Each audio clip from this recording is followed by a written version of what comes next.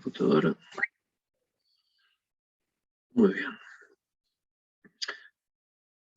Bien, entonces hoy vamos a hablar sobre la teoría de Jerry Fodor, sobre la modularidad de la mente, ¿no es cierto?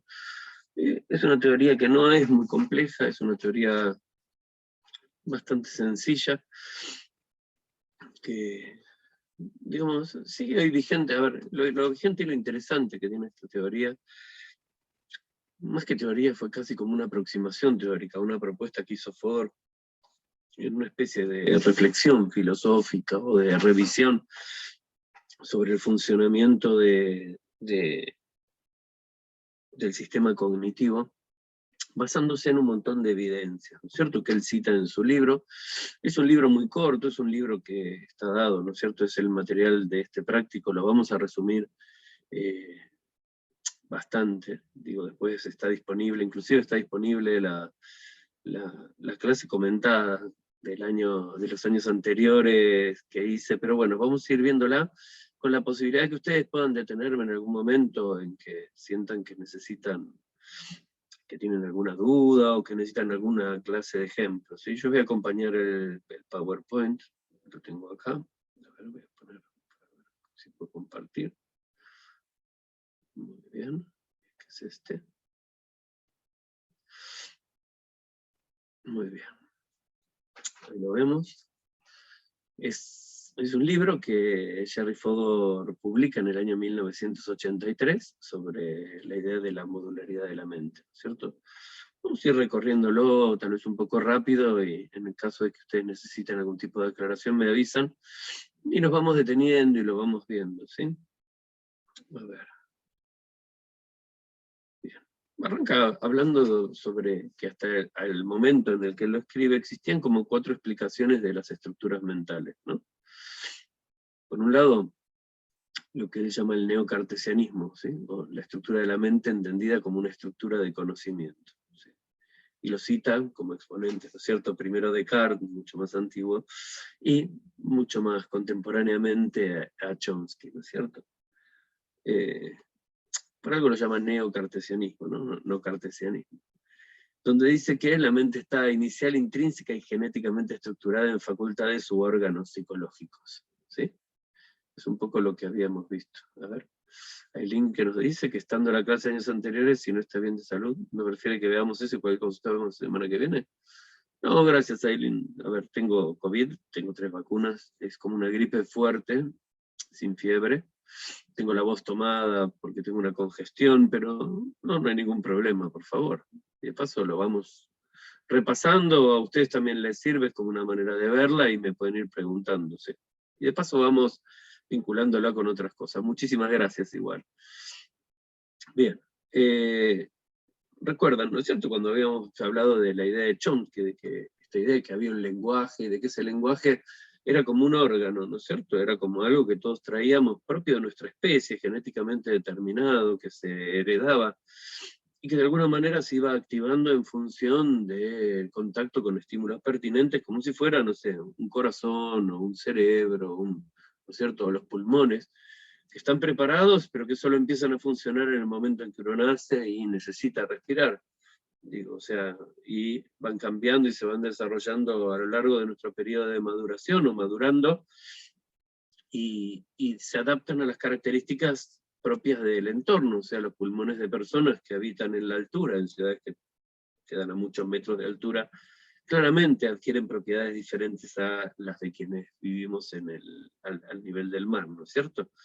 Entonces esta idea de que había como muchos órganos psicológicos, o que las estructuras de la mente constituyen esta especie de órganos psicológicas, con una estructura intrínseca muy rica, muy diversa, o sea, debe, para poder estar lista como Chomsky presuponía, ¿sí?, tiene que contener, digamos, todas las posibilidades de esas estructuras. Va contra la idea de que el desarrollo uniforme de todos los del desarrollo uniforme de todos los dominios cognitivos con propiedades homogéneas e indiferenciadas. O sea, esto tiene que ver con que cada uno de esos órganos psicológicos se desarrolla con un patrón particular y diferente. Lo cual es algo que hoy está confirmado, digo, por ejemplo, los estudios. Cuando ustedes ya vieron el tema en prácticos, de funcionamiento ejecutivo, una de las características interesantes de las funciones ejecutivas es que todas ellas tienen un cierto grado de comunalidad, pero se diferencian entre sí y tienen ritmos de desarrollo totalmente diferentes, ¿sí? Lo que demuestra de alguna manera que las propiedades son bastante heterogéneas, ¿no es cierto? Y que de verdad cada una de nuestras habilidades o capacidades u órganos psicológicos tiene una capacidad de desarrollo diferente. Digamos, el lenguaje empieza alrededor de los 2 años o del año y medio, digo, y se estabiliza mucho más rápido que otras, digamos, capacidades, no sé, como la organización o como la planificación, o, ¿sí? otras características que tenemos los seres humanos. Muy bien. Lo innato, por supuesto, no es el conocimiento, como habíamos dicho muchas veces, no son los contenidos, sino que son las estructuras, ¿sí? Lo que se representa de forma innata es un objeto de las actitudes proposicionales. Esto es lo que dice Fodor, ¿no es cierto?, en sus propios términos. O sea, la función de lo innato es interactuar con datos del medio de forma computacional. Cuando se refiere a la forma computacional, es lo que siempre decimos de la paradoja del cuarto chino de Searle. O sea, en realidad el sistema no tiene idea de cuál es el significado de la información que está computando. O sea, si es un órgano que tiene la posibilidad de interactuar con datos de una manera particular, de acuerdo a una serie de reglas que vienen como genéticamente determinadas, que sería el equivalente al software o un programa en una computadora. Entonces lo que propone, y lo que proponía siempre Chomsky, que es un tema siempre debatido, ¿no es cierto?, dentro de la lingüística y dentro de su posición, era el formato de procesamiento computacional, de carácter más bien sintáctico y no semántico, ¿sí?, de esos contenidos. Y una computación es una transformación de representaciones que respeta relaciones semánticas, ¿sí? O sea, ¿qué quiere decir? Que si bien cambia el formato, el contenido se mantiene estable. Por lo tanto, no tiene que en ningún momento tomar decisiones este sistema con respecto a el otorgamiento de significado, en el caso del lenguaje, a un determinado tipo de palabras. O sea, se presupone la existencia de otro tipo de aparato diferente, que sería el encargado de procesar significados. El procesamiento del lenguaje en cuanto a unidades y estructuras gramaticales no depende, digamos, de esto. Bien. Las proposiciones se conocen de forma endógena, el mecanismo psicológico que realiza inferencias puede ser considerado una estructura mental determinada de forma innata, y no consiste en representaciones internas de proposiciones. Es un poco lo que veníamos diciendo, ¿no es cierto? Después hay otra forma de pensarlo, ¿no es cierto? Además del neocartesianismo, dice Fodor, que es lo que se llaman facultades horizontales, ¿sí? Lo que distingue a cada facultad son los efectos peculiares que origina, ¿sí? Se distinguen funcionalmente. Por ejemplo, la facultad del lenguaje es parte de los mecanismos que intervienen en la asimilación y el empleo de las capacidades verbales. Los procesos cognitivos exhiben una interacción de facultades, o sea, en cada proceso cognitivo hay muchas facultades diferentes. Y el carácter de cada uno se determina por la mezcla particular de estas facultades, ¿sí? No dependen ni varían en función del contenido del que se ocupan, y esto es como crítico, o sea, son capacidades que se aplican de la misma manera a todas las cosas. Era como cuando se hablaba de la idea de la inteligencia, por ejemplo, ¿no es cierto? Cuando se hablaba de inteligencia, se hacía mención normalmente a que, digamos, por ejemplo, la inteligencia era una inteligencia general, no eran. Luego, más adelante, se proponen teorías sobre de las múltiples inteligencias, que ahora las vamos a ver, pero que se trata de algo diferente. En principio, la inteligencia como tal era una facultad horizontal, se aplicaba a diferentes dominios, ¿sí?, independientemente del contenido que fuera. Era como una cosa que hacía siempre lo mismo. La mente tiene una estructura intrínseca y los contenidos ocupan posiciones momentáneas adentro de cada uno de esos lugares de la mente. Entonces, una facultad horizontal a la que todo contenido mental puede ser accesible en uno o en otro momento. Digamos, como que abarcan todo el volumen de conocimientos, todas las actividades que nosotros estamos realizando. Dice también que un sistema cognitivo es funcionalmente distinguible, ¿no es cierto?, que las operaciones se extienden a través de dominios cognitivos diferentes. ¿Sí? ¿Entienden, no es cierto? Es como bastante sencillo esto de la inteligencia. Es una capacidad que se aplica a todos los dominios. Voy a estar en la PC porque me dejaron de A ver, alguien tiene el... Patricia, me parece, te voy a silenciar. Ahí. A ver, ahí está. Porque había ruido de fondo, perdón, ¿eh? Listo. Bien. Entonces estas facultades horizontales quedan claras. Por otra parte, no pasa nada, Patricia, ¿no? Solamente porque se te había quedado ahí lo silencié. También hay otra manera de pensar lo que no es ni el neocartesianismo ni de las facultades horizontales, sino el de las facultades verticales. ¿Sí? En eso se acuerdan de Gall y de la frenología que vieron en Historia de la Psicología a principios del siglo pasado, ¿sí? Donde no solamente hablaba de la frenología o de la correlación que existía en ciertas particularidades físicas y ciertas propiedades psicológicas, sino que una de las cuestiones más interesantes que él propuso era que no existían facultades horizontales, como la atención, la memoria, la volición, la voluntad, ¿no es cierto?, la inteligencia, sino que cada una de ellas eran como facultades verticales, ¿sí? Propone entidades definidas como propensiones, cualidades o aptitudes, ¿sí?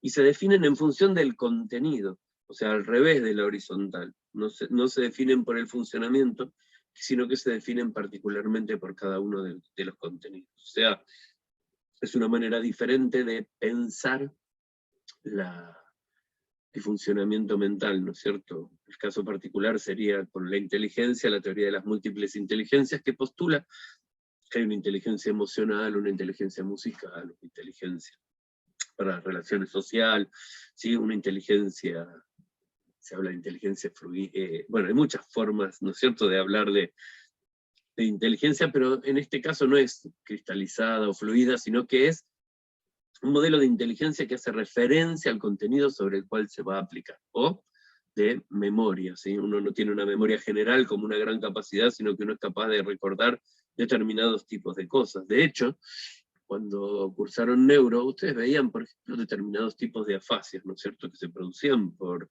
lesiones cerebrales, y uno veía que a lo mejor uno perdía un lexicón completo no sé, de sustantivos, como que parecería que hay una memoria de sustantivos particular, un lexicón específico solo de sustantivos y no de otras palabras. O sea, existen en la literatura un montón de evidencias que demuestran que existen determinadas facultades verticales, o que al menos hay determinadas facultades que se ocupan de contenidos particulares y solo de ellos.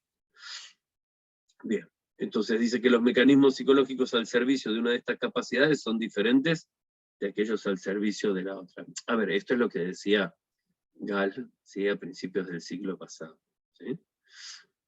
La percepción o la memoria son solo atributos de cualidades psicológicas, no son facultades, ¿sí? Y a su vez, que las facultades verticales se corresponden con mecanismos cerebrales como específicos, ¿sí? ¿Se acuerdan como los analizadores corticales cuando vieron neuro? Y además postulaba Gall que no había facultades unitarias horizontales, sino que decía que estas facultades verticales son específicas de dominio, o sea, porque se aplican a un contenido particular, genéticamente determinadas, asociadas a estructuras neurales fijas, ¿sí?, y bien diferenciadas, computacionalmente autónomas, o sea, cada una es independiente de las otras para poder realizar su propia tarea, como la percepción, ¿sí?, y no comparte ni compite por recursos horizontales, ¿sí?, sino que son totalmente como independientes. Era la idea que planteaba. Por otro lado estaba también el asociacionismo, ¿sí?, o el famoso conductismo. El conductismo admite la existencia de facultades con estatus de... ¿Puedo hacer una consulta? Sí, Aileen, ¿cómo no? Las verticales no hay una cuestión jerárquica, ¿o sí? No, aparentemente no, son todas iguales, ¿viste? Y trabajan como todas de manera independiente, ¿sí? Ok. Y trabajan además ahora Fodor lo va a postular, ¿no es cierto? Las propiedades es que funcionan en paralelo, estas facultades Bien. verticales, ¿sí? Pero no, o sea, claro, no interfieren unas con otras, pero tampoco No, hay una cuestión jerárquica. Tampoco, son totalmente independientes y todas tienen como la misma jerarquía, así como que todas funcionan de manera independiente. A ver. Perfecto, gracias. No, por favor, este primer capítulo del libro de Fodor justamente es para colocar o para mostrar de dónde va a partir y cuáles son los insumos que va a utilizar para postular su teoría, que es una teoría tripartita de la mente. ¿Sí? Ahora vamos a ir hacia ella. Entonces, una capacidad mental no equivale a una facultad, las facultades se distinguen solo de manera funcional, o sea, por lo que uno es capaz de hacer, porque supuestamente dentro de la cabeza no se puede ver.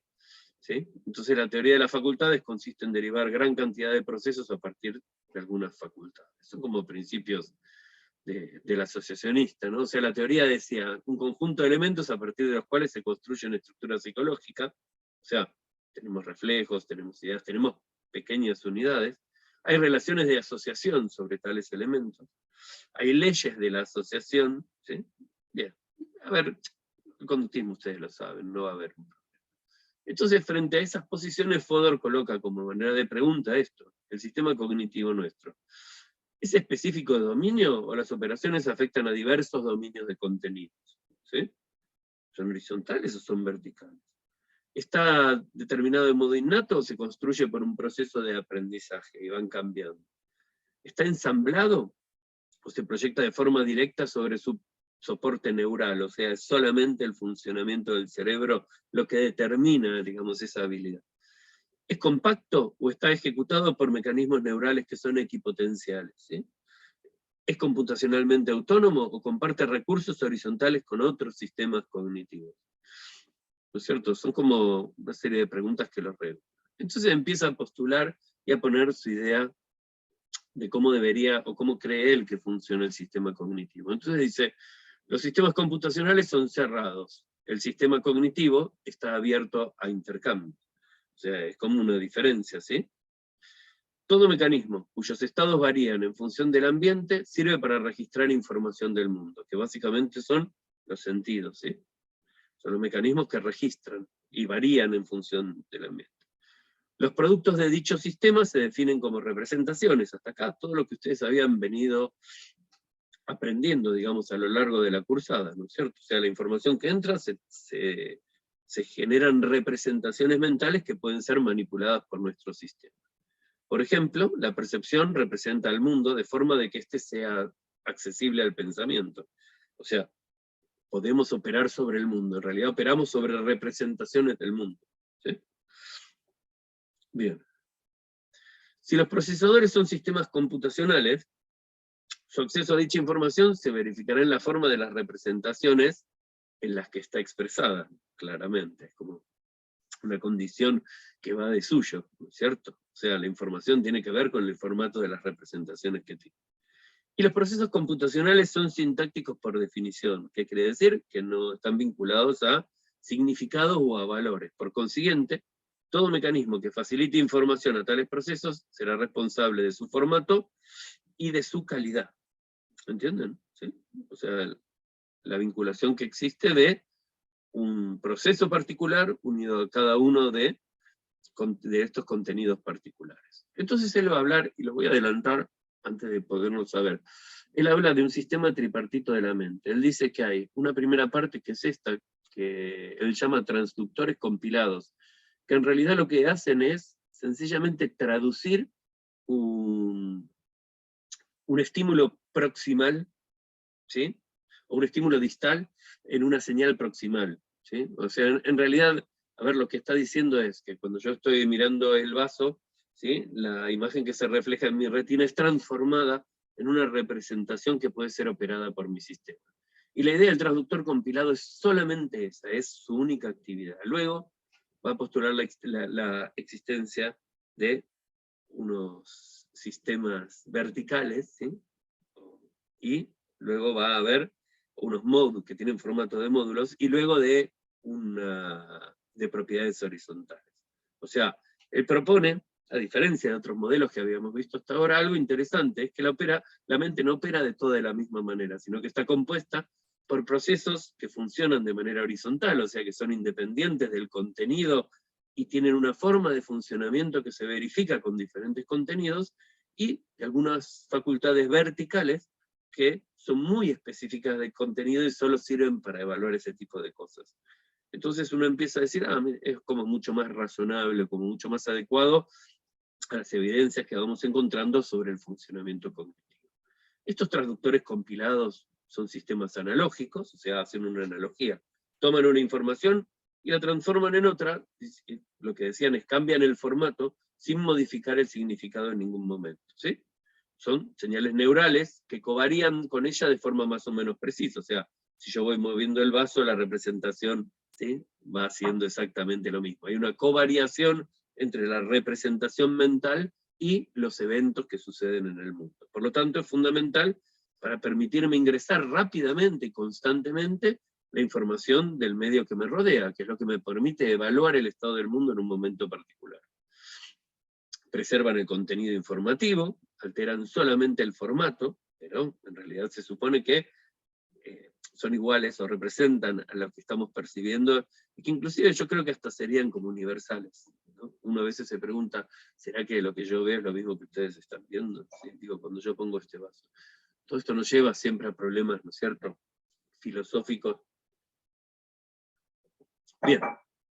Están compilados porque presentan una estructura computacional interna, o sea, porque hay una serie de procesos o de pasos o de algoritmos que eso hace de manera genética y de manera genéticamente determinada, ¿sí?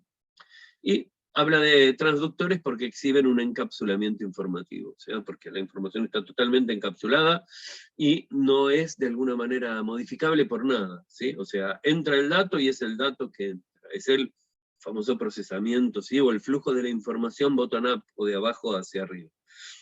Se supone que el transductor produce una representación y que esa representación no sufre ningún tipo de evaluación ni cambio de información en este proceso de traducción. Muy bien. Ahora vamos a los sistemas, ¿sí?, que es como a ver, como para que uno lo entienda. Los sistemas de entrada. Los sistemas de entrada son lo que Fodor piensa o postula que son facultades verticales adentro del sistema cognitivo, ¿sí? Por lo tanto, van a tener todas las características de estos sistemas verticales, ¿sí? Estos sistemas de entrada para él operan con el fin de suministrar información a los procesadores centrales, ¿sí? Hay un sistema central, o varios sistemas centrales, que se nutren de esta información. Son mediadores entre los transductores y los mecanismos cognitivos centrales, efectuando la codificación de las representaciones mentales. O sea, imaginen esto, imaginen que uno percibe, que esa percepción genera una representación a través de los transductores. Que esa representación, ¿sí?, es tomada por alguno de estos sistemas de entrada, que son específicos del dominio, o sea, digamos que es un estímulo de ruido sonoro, va a haber un sistema de entrada muy específico que permite reconocer si ese sonido es una voz humana o no lo es, supongamos, ¿no es cierto?, como algo tan sencillo y tan básico, ¿sí? Entonces va a codificar esta representación de este sonido y va a generar una representación de un nivel más alto al de la representación inicial porque realiza una serie de procesos. Preservan también el contenido informativo, o sea, no hay posibilidad, el flujo es siempre de abajo hacia arriba, o sea, no va a cambiar en función de las creencias o en función del estado, ¿sí? No hay posibilidades para él, dentro de estos sistemas de entrada, de un procesamiento desde arriba hacia abajo, o sea, ¿qué quiere decir? Que estos sistemas de entrada no son susceptibles ni influenciables por nuestras creencias o por lo que queremos, sino que como que indefectiblemente perciben lo que viene del mundo y realizan un procesamiento básico. Y derivan, o sea, su producto final son representaciones también, que suelen interpretarse como mensajes que caracterizan la organización de los objetos en la realidad. O sea, ponen a disposición de los sistemas centrales representaciones que de alguna manera organizan o permiten determinar cuál es el estado actual del mundo a través de la información que permanentemente entra a través de nuestros sentidos. Parece como sumamente razonable, y uno dice, bueno, parecería que son los analizadores corticales, o que se trataría de procesos como muy biológicos. Vamos a ver qué es lo que dice Fodor, que estos sistemas de entrada son sistemas de inferencias, o sea, realizan inferencias de muy bajo nivel sobre esas representaciones sensoriales. Estas inferencias tienen como premisa, o sea, como materia prima, la representación traducida de la configuración estimal proximal, ¿sí? O sea, de lo que estábamos viendo, de este vaso. Es una configuración estimular proximal, ¿sí? Y como conclusiones, las representaciones de la naturaleza y la distribución de tales objetos distales. Son distales porque están distantes. A ver, a veces cuesta un poco el tipo de vocabulario que uso, ¿no es cierto?, para tratar de dar una definición, pero en realidad se está refiriendo sencillamente a esto, o sea, ¿sí? Que ¿para qué sirve un sistema de entrada? Toma una representación, hace una inferencia y genera una representación de un nivel superior que permite poder establecer el estado del mundo en un momento particular. Por otro lado, va a decir que los sistemas de entrada son módulos, ¿sí? O sea, en sí constituyen módulos, ¿sí? Y va a hablar, estos módulos tienen características particulares, como él había presupuesto, como Gall había presupuesto para las propiedades de carácter vertical, son específicos de dominio, ¿sí? O sea, dice, hay mecanismos psicológicos diferenciados, que son estas facultades verticales, que se corresponden a dominios estimulares diferenciados, o sea, que solamente estos módulos, o estas facultades verticales, o estos sistemas de entrada, son muy variados y se corresponden con diferentes características de los estímulos o de las representaciones, ¿sí?, traducidas. Entonces, por ejemplo, el análisis perceptivo requiere información altamente específica de dominio, ¿sí? Las computaciones que ejecutan son idiosincrásicas, por eso son sistemas especializados. ¿Qué quiere decir? Que esas computaciones tienen que ver nada más que con el tipo de elementos que están procesando.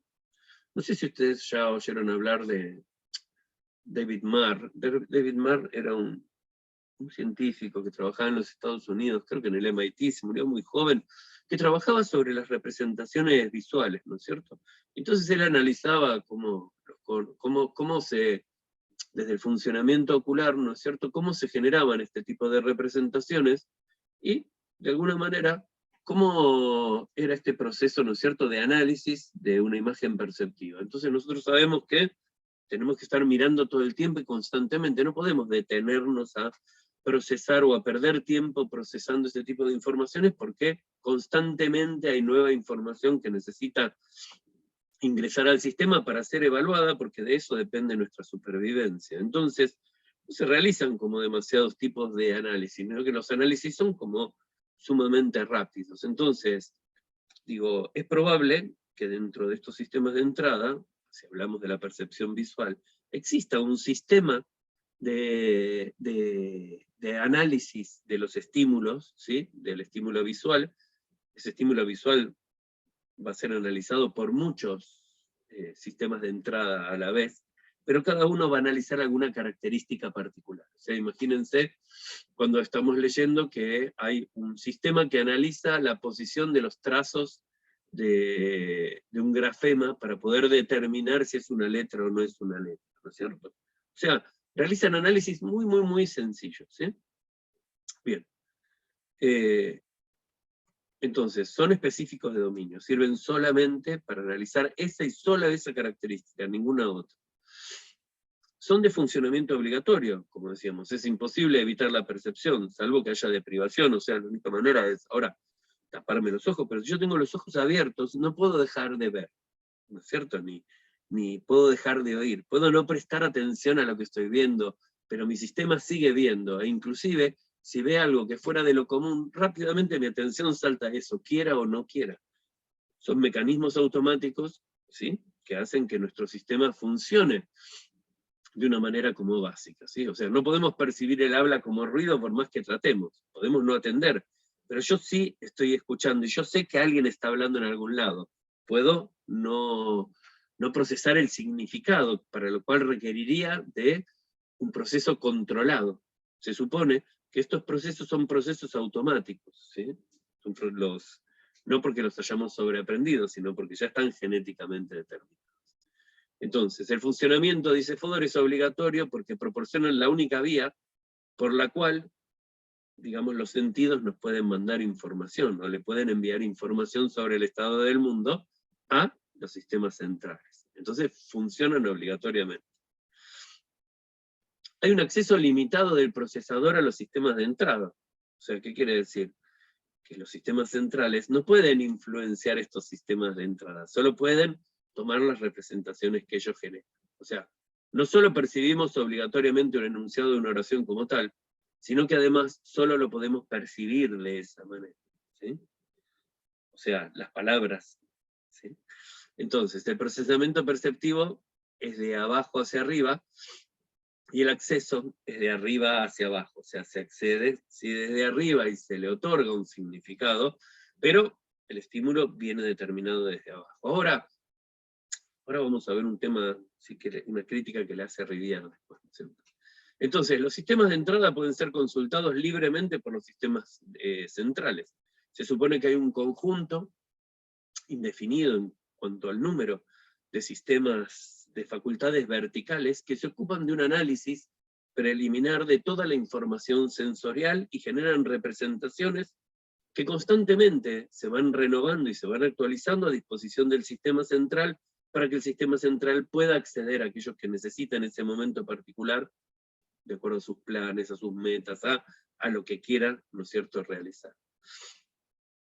Son rápidos, claramente, ¿no es cierto? Tienen que ser rápidos, ¿por qué? Porque como decíamos recién, las respuestas, muchas respuestas que están vinculadas, inclusive a la supervivencia, dependen de esa rapidez o de la velocidad, ¿sí?, que tenemos para poder reaccionar. Entonces, constantemente entra de manera continua información perceptiva que tiene que ser ese procesamiento tiene que ser rapidísimo, casi al mismo tiempo que se va sucediendo la percepción.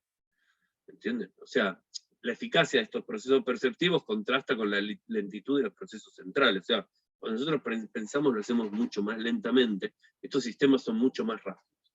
Son rápidos porque son obligatorios, dice Fodor, ¿sí? Son automáticos, no tienen contenido inteligente. Es casi como si fuera un reflejo. Establece, ¿no es cierto?, una analogía con eso. Por otro lado, también dice que están encapsulados informativamente. ¿Qué quiere decir? Que no comparten información con nadie, ¿sí? O sea, las operaciones de los sistemas de entrada no se ven afectadas por el flujo descendente de la información. O sea, las creencias del sistema no cambian la forma de percepción. Podrían cambiar la manera en la cual yo voy a interpretar una de esas representaciones, pero no son capaces, digamos, de poder influenciar estos mecanismos. Por lo tanto, el producto de estos transductores es insensible a las creencias y expectativas del organismo. O sea, las cosas pasan independientemente de que yo quiera o no quiera, o las espere o no las espere. La percepción de la novedad depende de mecanismos perceptivos que operan de abajo hacia arriba, claramente, ¿sí? Todo lo nuevo viene dado desde abajo hacia arriba. Los productos de los sistemas de entrada están referidos a aspectos superficiales, o sea, cuando uno se imagina y dice, bueno, toma básicamente la imagen sensorial y hace un procesamiento. Bueno, ¿y qué es lo que genera? O sea, el producto que genera es lo que divide la observación y la inferencia, ¿no? Como básicamente. Es como que los sistemas de entrada permiten la observación, pero no generan inferencia, ¿sí? Cuanto más restringida es la información de un producto, de un sistema perceptivo, cuanto más superficiales son, más plausible es la idea de que se encuentran encapsulados. ¿Por qué? Porque es totalmente independiente del resto, ¿sí? O sea, como no sabe nada de lo que pasa en otro lado, no se puede poner en relación con nada. Por lo tanto, no tiene ningún sentido ni ningún significado. Sencillamente es una unidad de información que refiere a los aspectos más superficiales de esa representación que vimos. Dice Fodor que generan categorías básicas, por ejemplo, lo que llamamos candidatos naturales. Son candidatos naturales los que son menos abstractos, los que tienen más frecuencia, los que fueron aprendidos primero, los que proporcionan mayor información, aquellos que están fenomenológicamente dados por la forma de lo que estamos observando. ¿Entienden? ¿Sí? Es como un candidato natural y como básico, ¿sí? Es como una casa, como un esquema de una casa, como que, no sé, uno ve un triangulito con una rayita y uno ya piensa, digamos, directamente. Pero esa es la atribución que uno le da. Digo, lo que hace es generar candidatos, ¿sí?, que son naturales, se les llama justamente por esto. Porque son como muy concretos, son fáciles de reconocer, digo, ¿sí? Es un procesamiento sumamente sencillo el que realiza. Por otro lado, él va a decir, están asociados a una estructura neural fija, ¿sí? O sea, cuando se pierde determinada parte de nuestra estructura neural, se pierden algunas de estas funciones particulares. Tienen pautas de deterioro características y específicas, ¿sí? O sea, se van degradando armónicamente con la edad, y a medida que se degrada el sistema neurológico, se van perdiendo estas funciones de estos sistemas de entrada, se van lentificando de alguna manera la capacidad que podemos tener, ¿sí? Y tienen una ontogénesis, dice, con un ritmo peculiar y una sucesión de estadios, que era lo que hablábamos al principio, o sea, no se nace con esta estructura ya preparada y funcionando desde el primer momento, sino que van sufriendo un pequeño cambio en función, ¿sí?, del ambiente al cual se encuentran expuestos. Muy bien, hasta acá, estos son los sistemas de entrada. Los sistemas de entrada, de los cuales habla en una parte muy, muy importante y muy grande de su libro, creo que son más de 3/4 partes, porque para hablar de cada una de estas propiedades que tiene, ¿sí?, o sea, de las propiedades de estos sistemas de entrada, utiliza un montón de evidencias empíricas que lo fundamentan, que son como muy razonables, ¿no es cierto? Ahora, parecería que sencillamente son estos sistemas que permiten como tomar información del mundo y dársela a un sistema central que junta información, que guarda información, que otorga significado, digo, la mayor parte de las operaciones psicológicas que nos interesan a los psicólogos, o que de alguna manera definen por qué hacemos lo que hacemos, formarían parte de algo diferente, de lo que llamamos los sistemas centrales. ¿Sí? Lógicamente, los sistemas centrales, por definición, digo, por esta definición que daba Fodor, deberían poder acceder a toda información de cualquier tipo de dominio, o sea, cualquier tipo de información debería estar accesible para estos sistemas centrales. Se distinguen, ¿sí?, lo que los sistemas de entrada computan y lo que el organismo cree. O sea, lo que cree está determinado por estos sistemas centrales. Una cosa es lo que ve mi sistema, y otra cosa es lo que cree que eso que ve significa. O sea, otorgar el significado es una propiedad de esos sistemas centrales. Entonces, los sistemas de entrada computan representaciones perceptivas, de manera automática y genéticamente determinada. Estas deben ser modificadas teniendo en cuenta los conocimientos previos y los resultados de varios sistemas de entrada. O sea, yo puedo juntar determinados patrones de determinadas letras, ¿sí?, con otras representaciones o con otras, y darme cuenta de que ahí hay palabras y voy a poder leerlas y voy a poder darle significado, pero para eso necesito acceder a muchas representaciones a la vez. Y dice que los sistemas centrales, ¿sí?, generalmente están vinculados, o en realidad lo que él dice es que va a abordar o va a hablar de los sistemas centrales tomando uno como ejemplo, que es el proceso de fijación de creencias perceptivas. ¿Sí? O sea, ¿qué es un proceso de fijación de creencias perceptivas? ¿Sí? Bueno, es como darle significado a aquellas cosas que nosotros estamos viendo. No es nada muy diferente de eso, ¿sí? Entonces dice que estos sistemas examinan las representaciones de todos los sistemas de entrada y la información que tenemos en la memoria. O sea, sencillamente los sistemas de entrada están vinculados a la percepción y a los sistemas del procesamiento inicial de los estímulos perceptivos, ¿sí? Entonces, en función de lo que tenemos en la memoria, en función de nuestras expectativas, ¿sí?, se elabora una hipótesis del estado del mundo en un momento particular. En el momento en que Fodor habla o propone este modelo en el año 83, creo que era, todavía no se hablaba de funcionamiento ejecutivo, todavía no se hablaba de las expectativas o de la planificación o de las metas que tiene nuestro sistema cognitivo, pero claramente, para poder elaborar una hipótesis probable del estado del mundo, ¿sí?, se tienen que consultar también las expectativas que uno tiene. Porque lo que uno espera que esté, ¿sí?, generalmente se define en función de esas representaciones, en función de lo que tengo en la memoria, ¿sí?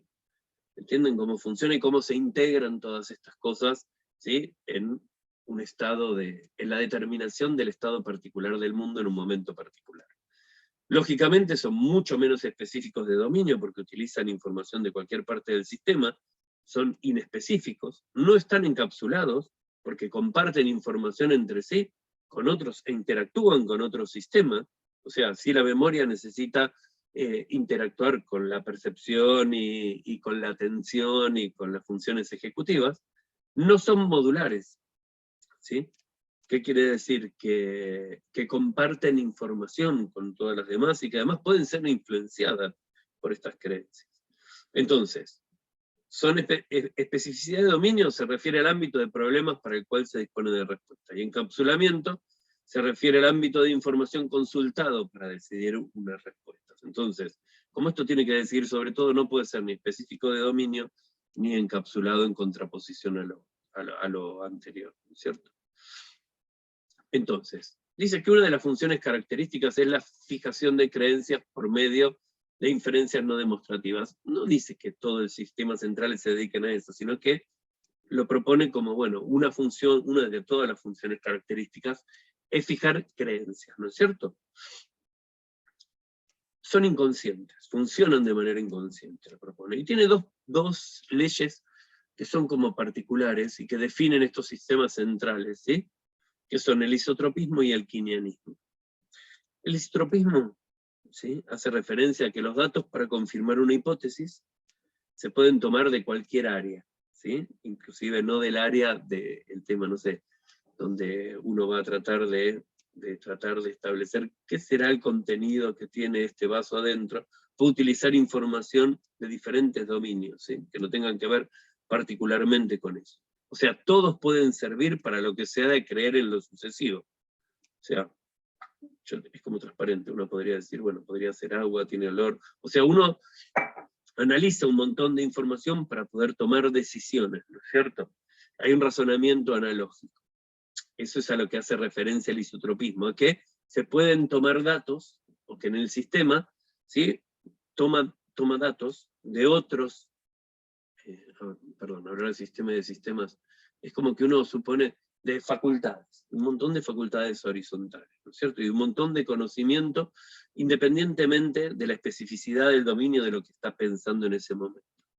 Y el quinianismo tiene que ver con que el grado de confirmación de algo es sensible a las propiedades del sistema de creencias en su totalidad, como una globalidad, ¿sí?, a todo lo que uno cree. O sea, para poder confirmar, ¿sí?, algo, o la confirmación interna que uno le da cuando uno toma decisiones, ¿sí?, es sensible a las propiedades de todo el sistema. No solamente, digo, información de cualquier parte del sistema puede operar sobre ello, y a su vez eso va a cambiar la interpretación de otros factores, ¿sí?, o de otros problemas, o de otras situaciones del mundo.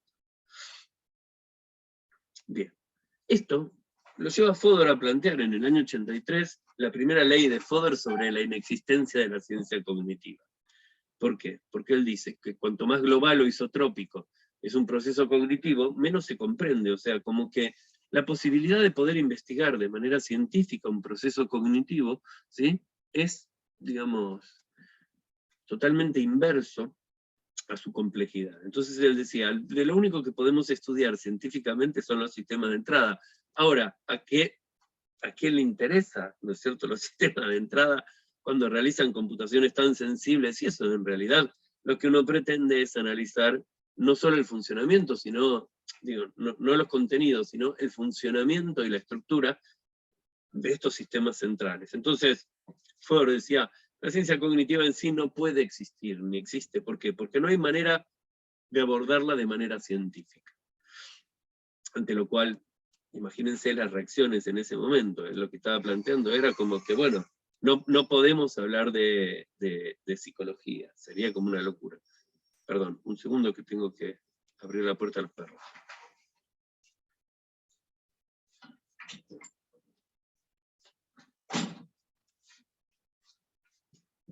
Perdón, los problemas de dar clase en casa. Bien. Entonces, ¿qué es lo que...?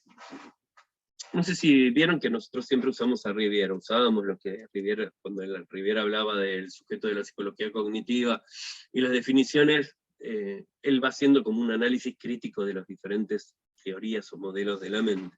Entonces, ¿qué es lo que dice Rivière sobre esta idea de Fodor, ¿no es cierto?, que estaba postulando, ¿sí?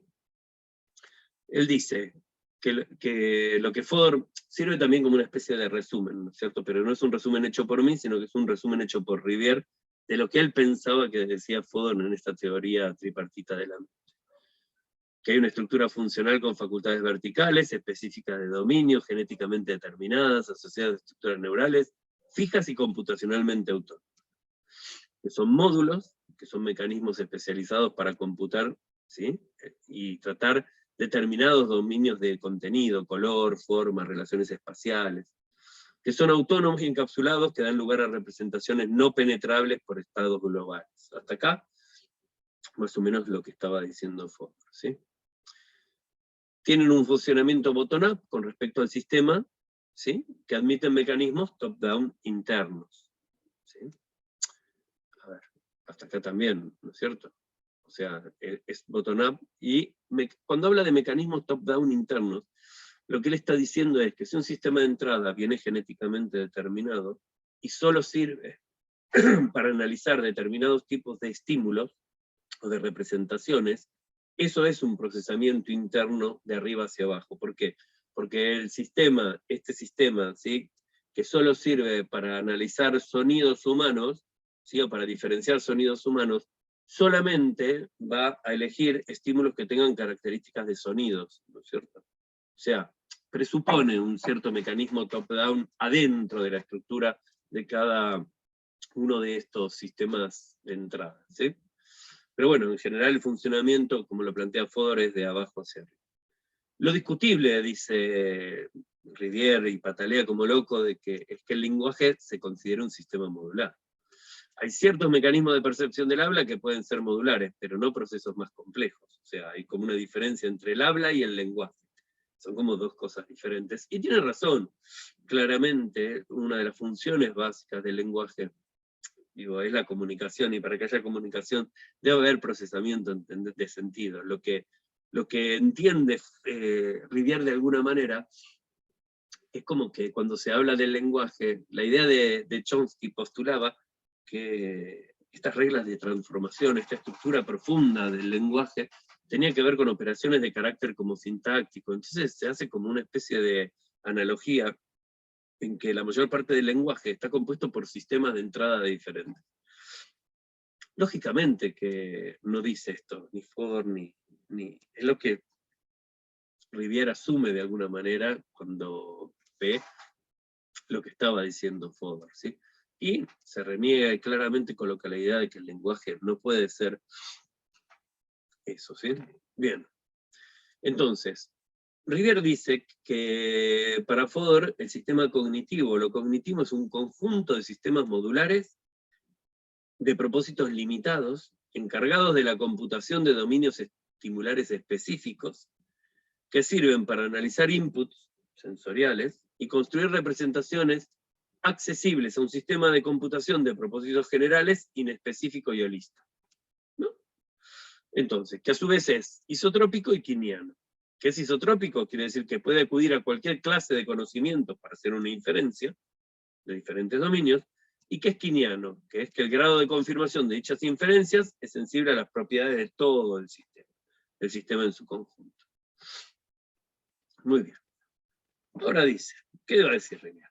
Si la regularidad de la conducta pudiesen explicarse como función de representaciones fenoménicas accesibles a la conciencia subjetiva, las formas de organización funcionalmente autónomas no serían necesarias. La arquitectura funcional sería la del cerebro, lo cual le pone los pelos de punta. O sea, ustedes tienen que recordar que Rivière tiene una posición vygotskyana, ¿no?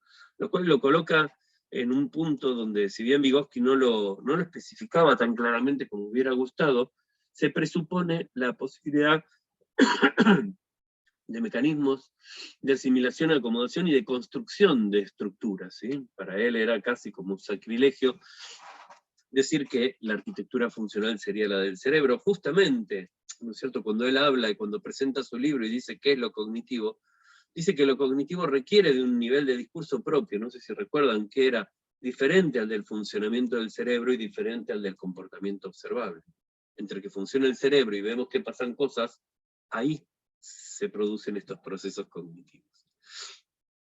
Entonces, la psicología cognitiva se basa en el supuesto de que hay representaciones que no se pueden identificar con las de la conciencia, que explican regularidades de la conducta. Es posible reconstruir estructuras de conocimiento que no son transparentes para el propio sujeto, y que sin embargo influyen de forma efectiva en su conducta. ¿Esto por qué lo dice? Lo dice por la ley de Fodor, de la inexistencia de las ciencias cognitivas. River dice que sí podemos reconstruir estructuras de conocimiento que no son transparentes o que uno no sabe cómo son para uno, ¿sí? Y que tienen efecto sobre nuestra conducta, que es, de alguna manera, el objeto de estudio de la psicología hoy, actualmente. En ese momento, y tal cual como lo había formulado rápidamente Fodor, parecía como que no, que era como el final de la psicología porque no se podía estudiar de una manera experimental.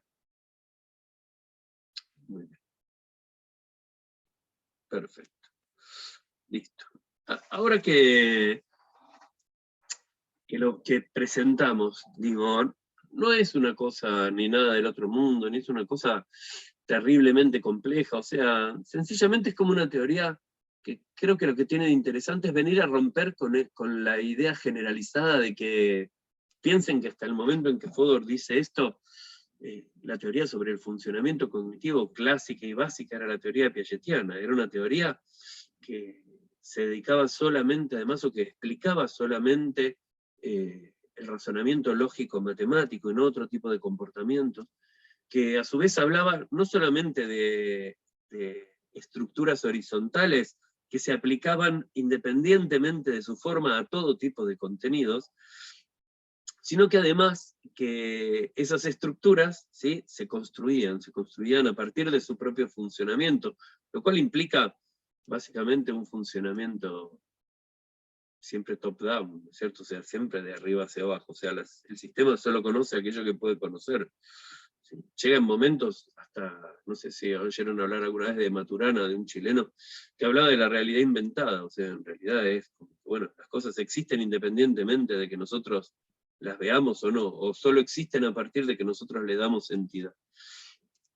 ¿Sí? Había como un montón de preguntas. Imagínense que dentro de este panorama central, donde además Piaget era una persona claramente respetada por otros científicos y en un montón de campos y de dominios, y donde el funcionamiento cognitivo se explicaba básicamente en función de esto, y empieza a aparecer a partir de los años 60, 70, las ideas de la psicología cognitiva, donde no se tomaban como teorías generales, sino que se investigaban procesos individuales. Empezaban a hacer experimentos sobre el funcionamiento de la memoria, sobre el funcionamiento de la percepción, sobre el funcionamiento de la atención. Se empieza a pensar claramente, o se empieza a percibir que el paradigma conductista es incapaz de poder dar explicación a la variabilidad del comportamiento humano, y que la teoría piagetiana tampoco servía para poder explicar esa complejidad, y que a su vez guardaba un montón de dificultades. Entonces, en esos momentos aparece Chomsky,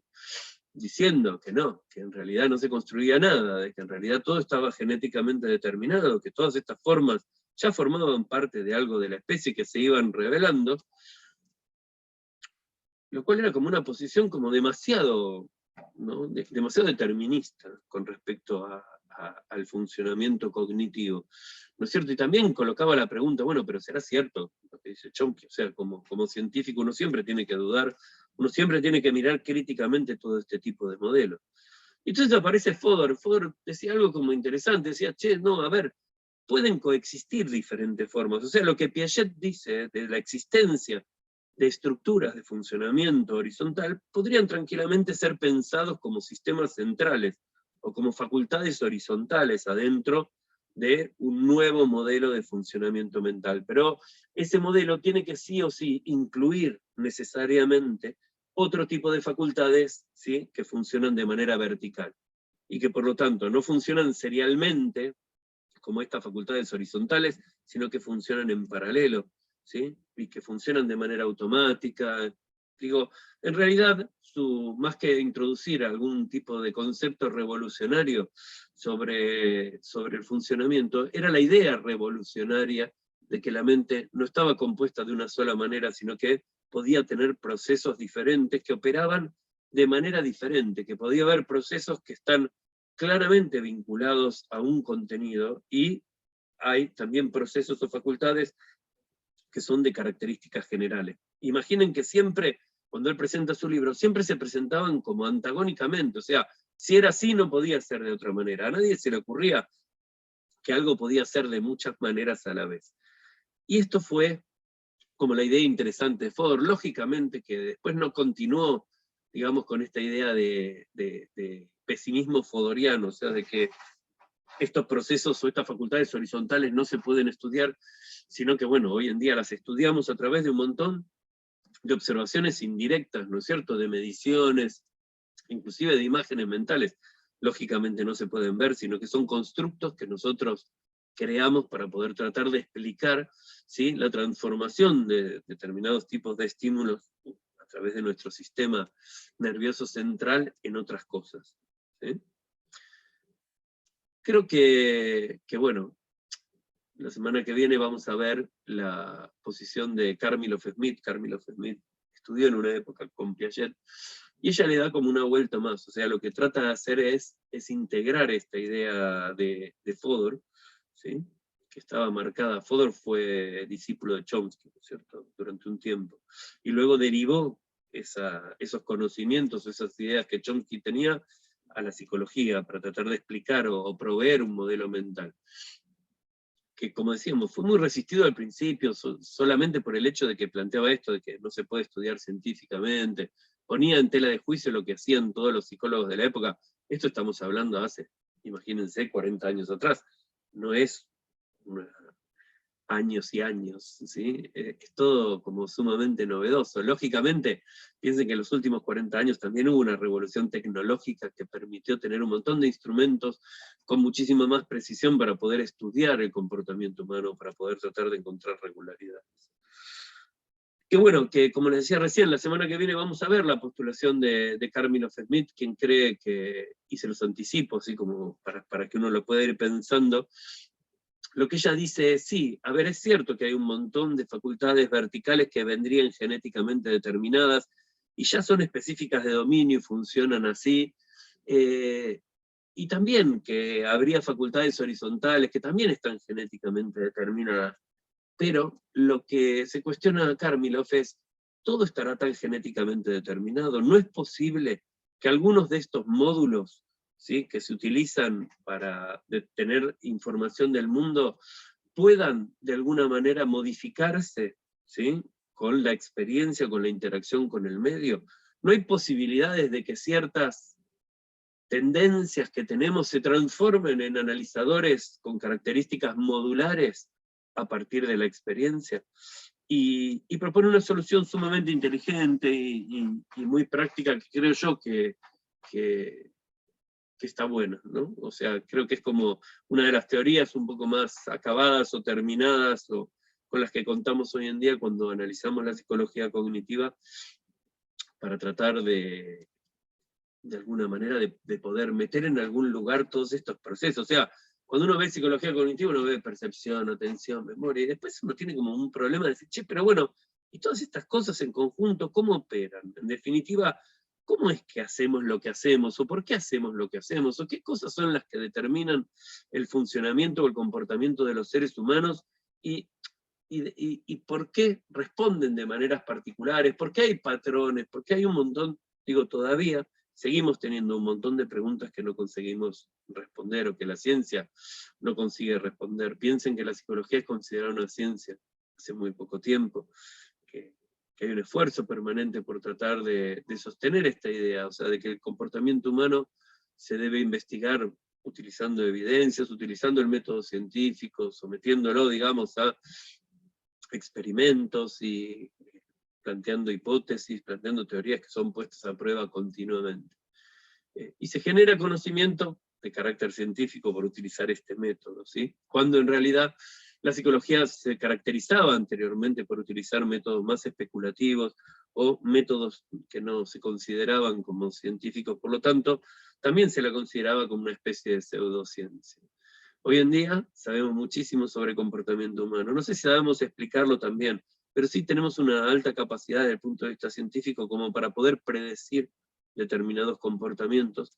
Y tenemos algunas teorías que hoy, y no sé durante cuánto tiempo más, siguen siendo útiles para poder tratar de explicar ese funcionamiento y poder predecirlo de alguna manera. Lógicamente, se sigue avanzando, todo va cambiando día a día, la investigación sobre comportamiento humano es tanta, digamos, y se ha vuelto tan diversa, que escapa, digamos, a la psicología como sí, o la psicología se ha vuelto una disciplina tan compleja que particularmente se divide en especialidades, digo, cada uno dentro de la psicología, la gente que se dedica a la psicología como una ciencia básica, o sea, que se dedica a la psicología como una manera de tratar de generar teorías que permitan explicar y predecir el comportamiento humano, tienen que especializarse.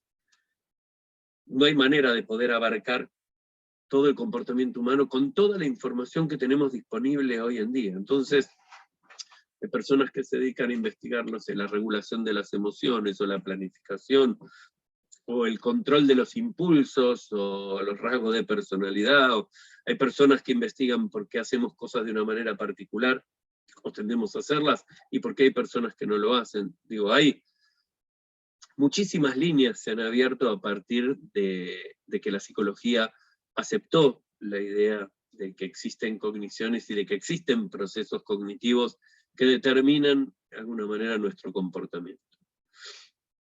Así que bueno, la teoría de Fodor, por más que sea un libro y por más de que a veces esté expresada en términos que resultan algo complejos, es muy sencilla, digo, no proponen nada con lo que ustedes no estuvieran familiarizados, sino que en realidad por ahí lo hace de una manera como bastante técnica y utilizando palabras como un poco complejas, pero en definitiva, digo, no es nada extraño, sino que es la idea de que la mente tiene diferentes tipos de procesos, que tienen diferentes formas, inclusive hasta que ontogenéticamente puedan ser diferentes. O sea, yo creo que los sistemas de entrada sí, probablemente sean genéticamente determinados y operen de esa manera.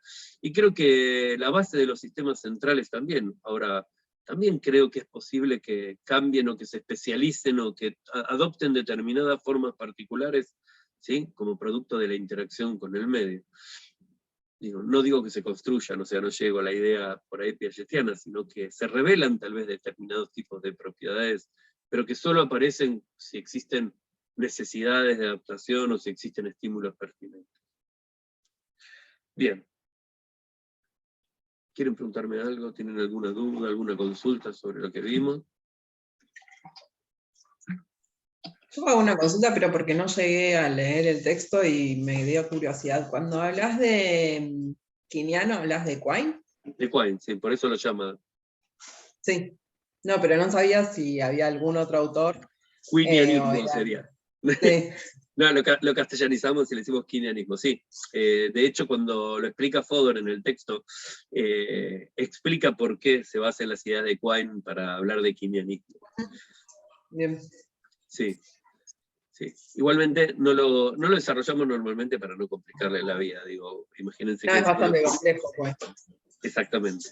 Y muchos de los conceptos, digamos, que trata, a ver, el objetivo de la asignatura, imagínense que psicología cognitiva se da en 16 semanas, y es una materia que, digo, no sé, hoy en día se da en 6, 7 u 8 materias en otros programas de psicología. Digo, lo que no ven, tenemos que ver todos los procesos cognitivos y tenemos que ver teorías que hablan sobre lo cognitivo, que no son abordadas en otra parte de la carrera. Entonces nuestro objetivo principal es que sepan que existió un científico que se llamó Fodor, que postuló una teoría tripartita o modular de la mente, que rompió un poco con esta idea de las facultades horizontales o de los modelos del estilo piagetiano, ¿sí? No solo de la idea construida, sino de facultades horizontales que se utilizan de la misma manera para procesar todo tipo de contenido. Me parece que fue eso lo revolucionario, ¿no es cierto? A pesar de parecer tan obvio y casi tan banal, representó, digamos, como un impacto muy fuerte a nivel de la psicología, ¿sí? Y que también obligó a la psicología a repensar su estatus científico, a ver si Fodor no tenía razón, a ver si en realidad las ciencias cognitivas como tales no eran posibles. ¿Por qué? Porque al ser los sistemas centrales tan isotrópicos y tan quinianos, tan generales, que era imposible poder aislarlos o de alguna manera poder investigarlos de manera científica o ponerlos a prueba.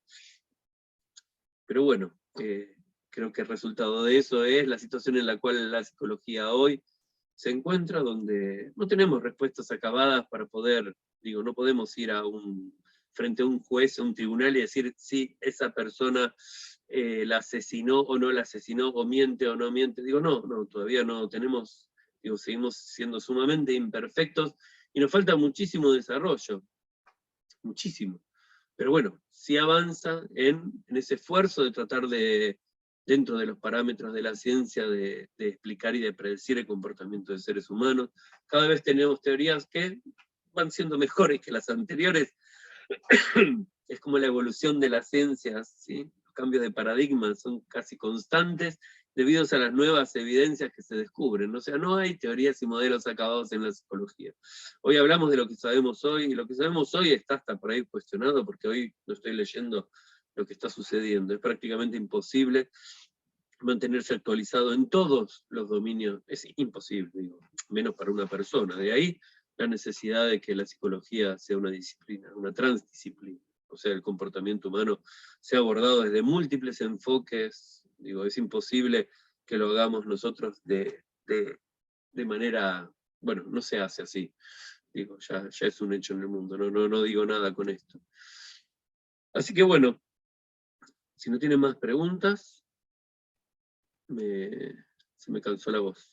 El COVID me afectó el cerebro, además de la congestión. Así que, bueno, nos vemos la semana que viene. La semana que viene espero estar mejor, y vamos a hablar sobre la teoría de Kármilov-Smith, que le da una vuelta sumamente interesante. Así que, bueno, muchísimas gracias. Gracias, profe. No, Gracias, por favor, hasta que luego. tengan un buen fin de semana. Nos vemos.